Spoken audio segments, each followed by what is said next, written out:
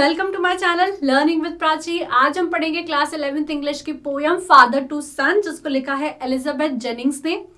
तो दोस्तों, father to सन यानी फादर जो है, जो पिता है, वो अपने बेटे के बारे में कुछ बता रहे हैं या बेटे से कुछ कह रहे हैं, राइट। तो इस पोयम की थीम क्या है?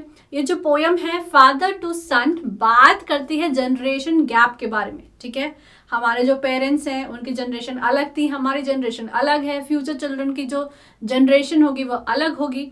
हमारे पेरेंट्स के जो एक्सपीरियंस होते हैं, लाइक डिसलाइक होते हैं, इंटरेस्ट होते हैं, जीवन जीने का जो तरीका होता है।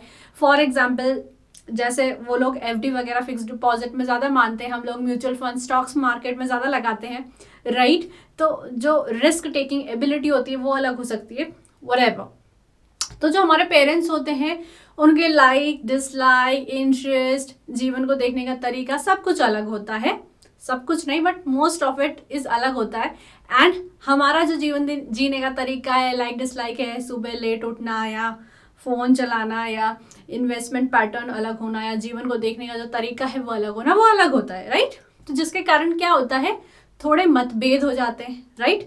तो ये जो पोयम है father to son generation gap के बारे में बात करती है कि फादर और सन के बीच में बहुत ज़्यादा जनरेशन गैप आ चुका है, जिसके कारण क्या हुआ है, लैक ऑफ कम्युनिकेशन। मतलब इतना ज़्यादा गैप आ गया है, उनके बीच में बात नहीं हो रही है, लैक ऑफ कम्युनिकेशन हो गया। तो क्या हो गया है, फीलिंग ऑफ सेपरेशन। फादर को ऐसा लगता है मेरा जो बेटा है मुझसे दूर चला गया है, हम लोग बात नहीं करते हैं, बात भी करते तो स्ट्रेंजर्स की तरह करते हैं। मेरे बेटे के जो लाइक डिसलाइक हैं, इंटरेस्ट हैं, वो मुझे समझ में नहीं आते हैं, राइट। उनके बीच में बहुत मतभेद होते हैं एंड जिसके कारण अब फीलिंग ऑफ सेपरेशन आ चुकी है। एंड फीलिंग ऑफ सेपरेशन आ चुकी है तो ये जो पोयम है एंग्विश ऑफ अ फादर को भी दिखलाता है, बताता है। ये जो पोयम है जब हम पढ़ेंगे तो हमको दिखेगा कि कहीं ना कहीं इस पोयम के थ्रू हम एक पिता के गुस्से को भी देख सकते हैं, समझ सकते हैं। तो जैसा कि मैंने बात करी कि फादर के जो लाइक डिसलाइक इंटरेस्ट है या जीवन को जीने का तरीका है, जो भी है उनकी समझ वो अलग है अपने बेटे से, जिसके कारण उनके बीच में जनरेशन गैप आ गया है। जनरेशन गैप आ गया तो लैक ऑफ कम्युनिकेशन है, लैक ऑफ कम्युनिकेशन है तो फीलिंग ऑफ सेपरेशन है। एंड जब उनके बीच में दूरियां आ गई हैं तो फादर को अब उसके कारण गुस्सा आ रहा है, राइट। तो हमने बात करी जनरेशन गैप के बारे में, जो कि एक यूनिवर्सल प्रॉब्लम है। ऐसा तो नहीं है कि आपके घर में ही जनरेशन गैप की प्रॉब्लम आती है या मेरे घर में आती है, ये तो एक यूनिवर्सल प्रॉब्लम है। जैसे जैसे जनरेशन चेंज होंगी, जनरेशन गैप की प्रॉब्लम जो है वो तो आएगी, राइट। एक बात और, जब बच्चा छोटा होता है तो बच्चे के पास टाइम होता है लेकिन पेरेंट्स बिजी होते हैं, राइट। जब बच्चा बड़ा होता है तो वो बिजी हो जाता है, पेरेंट्स के पास टाइम होता है। तो जब जिसके पास टाइम होता है तो किसी के पास टाइम नहीं होता है, किसी के पास टाइम होता है तो दूसरे के पास टाइम नहीं होता है, ठीक है। तो मतलब किसी के पास टाइम है, मतलब पेरेंट्स के पास टाइम होता है तो बच्चे के पास नहीं होता है, जब बच्चे के पास होता है तो पेरेंट्स के पास नहीं होता है, राइट। ये सारी प्रॉब्लम्स भी आती हैं। इस पोयम को जब हम पढ़ेंगे तो हम ये भी जानेंगे कि दोनों ही जो है, फादर हैं जो सन है, दोनों ही ये फीलिंग ऑफ सेपरेशन को फील कर रहे हैं ना। उनको दोनों को दूरियां महसूस हो रही है, गैप महसूस हो रहा है, और दोनों ही चाहते हैं कि वो दोनों अपने रिश्ते का एक फ्रेश स्टार्ट करें। लेकिन उनको पता नहीं कि वो अब अपने रिश्ते को फिर से कैसे सुधारे, कैसे उसको स्टार्ट करें, एक न्यू बिगनिंग कैसे दे, राइट। तो इसी के बारे में है पूरी पोयम। तो चलिए पढ़ते हैं stanza number 1। I do not understand this child, though we have lived together now in the same house for years. I know nothing of him, so try to build up a relationship from how he was when small. तो यहाँ पे जो हमारे father है वो कहते हैं कि मैं इस बच्चे को बिल्कुल समझ ही नहीं सकता। ऑल्दो हमने बहुत साल एक साथ एक ही घर में बिताए हैं, लेकिन फिर भी मैं इस बच्चे को बिल्कुल समझ ही नहीं सकता। I know nothing of him, मुझे उसके बारे में कुछ भी नहीं पता, और इसीलिए मैं अब उसके साथ फिर से अपने रिश्ते को सुधारना चाहता हूँ, एक रिलेशनशिप को स्टार्ट करना चाहता हूँ, वैसे ही जैसे मेरी रिलेशनशिप थी उसके साथ जब वो छोटा बच्चा था। जब जो सन था वो छोटा था, जब फादर सन की रिलेशनशिप बहुत अच्छी थी, दोनों एक दूसरे को समझते थे। लेकिन जैसे जैसे बच्चा बड़ा हुआ उनके बीच में जनरेशन गैप आ गया, उनके बीच में बातें बंद हो गई तो फीलिंग ऑफ सेपरेशन आ गई। तो अब जो फादर हैं वो सन को बिल्कुल भी नहीं समझ पा रहे। तो हमारे फादर क्या कहते हैं कि मैं इस बच्चे को बिल्कुल समझ ही नहीं सकता, ऑल्दो हमने बचपन में बहुत टाइम साथ में गुजारा है, हम बहुत साल तक एक ही घर में रहे, फिर भी मेरे को इस लड़के के बारे में कुछ भी नहीं पता, इस बच्चे के बारे में कुछ भी नहीं पता। इसलिए मैं फिर से हमारे रिश्ते को एक नई शुरुआत करना चाहता हूँ, वैसे ही जैसे ये मेरा बच्चा जब छोटा था, मेरी रिलेशनशिप उसके साथ जब वैसी थी। तो यहाँ पर रांटिंग हम देख सकते हैं पूरे ही स्टैंजा में। रांटिंग का मतलब क्या है कि मैं तो इस बच्चे को बिल्कुल समझ ही नहीं सकता हूँ, ये तो ऐसा है, ये तो वैसा है, मेरे को इसकी बिल्कुल भी लाइक्स डिसलाइक इंटरेस्ट समझ में नहीं आते हैं, ये कैसे जीवन को जीता है, हमारे बीच में बहुत दूरियां आ गई हैं, ऑल्दो हम एक ही घर में बहुत साल तक रहे हैं, फिर भी मुझे इस बच्चे के बारे में कुछ भी नहीं पता। तो इस पूरे स्टैंजा में हम फादर की रांटिंग को देख सकते हैं। फादर इज अनहैप्पी, फादर बिल्कुल भी खुश नहीं है, ठीक है। यहाँ पे लिखा हुआ है कि I do not understand this child, मेरे को इस बच्चे को बिल्कुल कुछ भी समझ में ही नहीं आता है। एंड इनएबिलिटी ऑफ फादर को भी दिखाया गया है, क्योंकि वो क्या बोल रहे हैं कि although we have lived in the same house for years I know nothing of him. Although हमने बहुत साल एक ही घर में गुजारे हैं, लेकिन फिर भी मुझे इस बच्चे के बारे में कुछ भी नहीं पता। And last point is wants to rebuild the relationship, क्योंकि यहाँ पे लिखा है so try to build up a relationship from how He was when small, यानी कि पिता चाहते हैं कि वो अपने बच्चे के साथ फिर से एक रिलेशनशिप को बिल्ड करें, वैसे ही रिलेशनशिप करें जैसी उनकी अपने सन के साथ उसके बचपन में थी, right. Yet have I killed the seed I spent or sown it where the land is his and none of mine? We speak like strangers, there is no sign of understanding in the air. The child is built to my design, yet what he loves I cannot share. अब ये थोड़ी सी यहाँ पर deep line है, आप थोड़ा सा यहाँ पे ध्यान दीजिएगा। पहले मैं आपको इसका लिटरल मीनिंग समझाऊंगी, फिर पोएटिक सेंस में क्या होता है वो समझाऊंगी, ठीक है। यहाँ पे लिखा है yet have I killed the seed I spent or sown it where the land is his and none of mine। तो इसका बेसिक लाइन का मतलब है कि क्या मैंने उस बीज को खुद ही मार दिया, या फिर मैंने उस बीज को एक ऐसी जगह पे लगा दिया जहां पे जो लैंड है, जो जमीन है वो उसकी है और मेरी कोई भी जमीन नहीं है। तो यहाँ पे किस सीड की बात हो रही है? सीड ऑफ लव की बात हो रही है, ठीक है। यानी कि फादर बोलते हैं कि क्या मैंने ही अपने बच्चे के लिए जो मेरा प्यार था उसको कम कर दिया, खत्म कर दिया, या फिर जब मैंने अपने बच्चे को अपना प्यार दिया तो उसने मुझे रिवर्ट नहीं किया, मतलब उसने वो जो प्यार मैंने उसको दिया था उसने मुझे वो प्यार वापस नहीं दिया, ठीक है। ये थोड़ा सा डीप है, इसका ऐसे मीनिंग समझ लीजिए कि फादर के पास कोई सीड है, ठीक है। अब वो सीड अगर उन्होंने अपने बेटे को दिया तो बेटा क्या कर सकता था, उसको जमीन में लगा सकता था, उससे पौधा बना सकता था, पौधे में जब फ्रूट्स आते उसको एंजॉय कर सकता था, लेकिन बेटे ने उस बीज को फेंक दिया, समझो, ठीक है। तो फादर कहते हैं कि जो मेरा प्यार था अपने बेटे के लिए, या तो मैंने ही उसको खत्म कर दिया, या फिर जब मैंने अपने प्यार को अपने बेटे को दिया तो उसने मुझे उतना प्यार वापस नहीं दिया। यहाँ पे एक और लाइन क्या है, the land is his and none of mine, यानी कि बेटा अपने फादर से इतना दूर चले गया है, उसने अपनी ही एक दुनिया बना ली है, उसका खुद का घर है, वो अपना खुद का काम कर रहा है, तो जहाँ पे जो लैंड है वो पूरा सन का है, फादर का कुछ भी नहीं है। तो अब फादर का जब कुछ भी नहीं है तो फादर अपने सन की लाइफ में क्या हो रहा है उसमें कुछ बोल नहीं सकते, उसको कंट्रोल नहीं कर सकते, उनके पास अपने बेटे का एक्सेस नहीं है, ठीक है। यहाँ पे सीड की बात हुई है, सीड ऑफ लव की बात हुई है। तो फादर जो है खुद से ही क्वेश्चन कर रहे हैं कि या तो मैंने अपने बेटे के लिए जो प्यार था खुद ही खत्म कर दिया, या तो जब मैंने उसको दिया तो उसने मुझे वो प्यार वापस नहीं दिया, वो तो कहीं और चला गया रहने के लिए, अपना काम करने के लिए, एंड वो अपनी दुनिया में ही खुश है, वो मेरे बारे में नहीं सोचता, वो अपनी इंडिपेंडेंट जिंदगी जीता है, तो मेरा कुछ भी अब से नहीं है उसकी जिंदगी में। तो फादर का अब बेटे का कोई भी एक्सेस नहीं है, right. We speak like strangers, there is no sign of understanding in the air। अब हम लोग स्ट्रेंजर्स की तरह बात करते हैं, फादर और जो सन है वो स्ट्रेंजर्स की तरह बात करते हैं। स्ट्रेंजर्स कैसे बात करते हैं, हाय हेलो, बस, ज़्यादा डीप में बात नहीं करते हैं, ज़्यादा उनकी लाइफ में क्या चल रहा है वो बात नहीं करते हैं। तो वैसे ही अब फादर और सन का रिलेशनशिप है, उनका तो खून का रिश्ता है, लेकिन फिर भी वो स्ट्रेंजर्स की तरह बात करते हैं और बिल्कुल भी एक दूसरे को नहीं समझते हैं। This child is built to my design, yet what he loves I cannot share.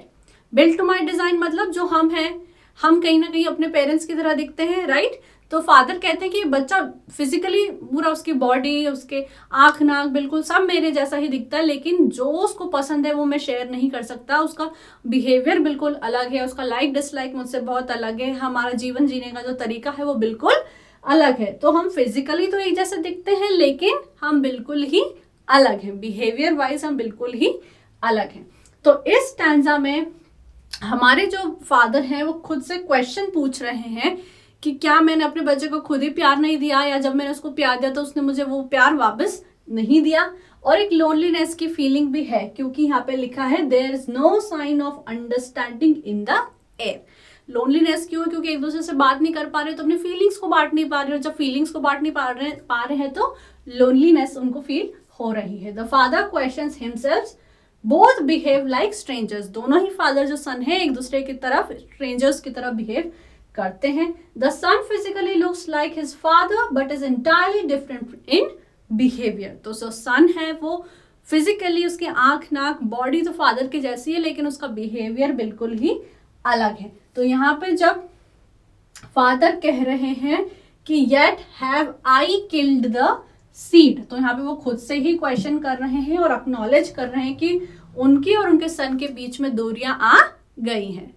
हमारा अगला स्टैंजा है silence surrounds us, I would have him prodigal returning to his father's house, the home he knew rather than see him make and move his world, I would forgive him too, shaping from a sorrow a new love. अब father कहते हैं silence surrounds अस, हम दोनों के बीच में सन्नाटा है। जब भी वो मिलते हैं तो एक सन्नाटा है, क्यों है? जैसे कि हमने थीम में डिस्कस करा था कि जनरेशन गैप है। जनरेशन गैप के कारण क्या है? उनके बीच में मतभेद है, लैक ऑफ कम्युनिकेशन है। लैक ऑफ कम्युनिकेशन है मतलब बात नहीं हो रही है, तो क्या है? फीलिंग ऑफ सेपरेशन है, एक दूसरे में दूरियां हैं, और एक दूसरे में जब दूरियां हैं तो साइलेंस तो है ही, राइट? तो वो बोलते हैं कि silence surrounds us, I would have him prodigal. Prodigal का मतलब होता है एक ऐसा बच्चा जो बहुत एक्स्ट्रा वीकेंड लाइफस्टाइल जीता है, बेवजह फिजूल खर्ची करता है, पैसे खर्च करता है, वेस्ट करता है, ठीक है?